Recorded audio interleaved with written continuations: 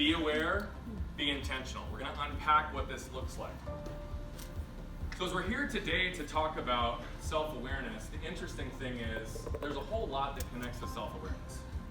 But I think the basics of what we really focus on as people, as humans, in our day-to-day lives, is that we want to wake up and we want to make sure that our environments do not control us. Because when fear creeps in, vulnerability, authenticity, awareness, our ability to impact others starts to creep out. Our minds process 11 million bits of information per second. We're only consciously aware of about 40. That if we can become more aware and more intentional, we can become who we already are, our most authentic selves. I'm a big believer that starts with self-awareness. See, our lives and worlds are shaped by patterns and conditioning, often with which control us. And we're completely unaware. We have collective wisdom.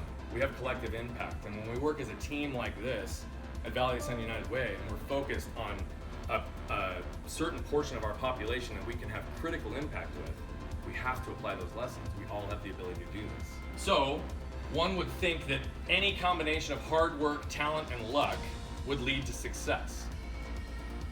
I believe there's one that's often unrecognized and often not focused on. I think success is highly dependent on our ability to be self-aware. When we see ourselves clearly, we're better workers who get more done, we get better promotions, and when we're leaders and we are more self-aware, we actually have better relationships and more effectiveness with our teams. Both mentally and emotionally, we are conditioned, but I think even more so emotionally. We have emotional triggers that are connected to so many things in our life, and these are very, very deep, very, very real responses to stuff that happens in our life. Those that are most self-aware, those that reach the highest level of performance in anything they do, no matter how they define it, are the ones that recognize how they innately operate and how they tap into the other's strength and how they regulate between the two. But if there's one thing you walk out of here and you can apply right now, it's to ask yourself the question, am I where my feet are? Be where your feet are. It's one of the most self-regulating, easy ways to actually look at self-awareness, because you can literally look down and know where you're sitting right now and know what thoughts, energies, intentions have to be applied in this environment. And also, you can be very aware if you calibrate yourself for 30 seconds that you log into it. How is this impacting me, my authenticity, my awareness? How are people communicating with me? Most people, when they seek to understand, they ask why.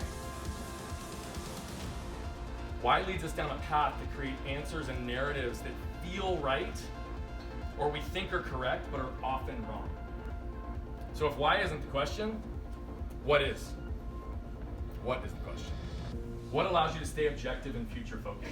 I learned a long time ago not to get stuck by why this has happened to me, but get moved by what I can do with it.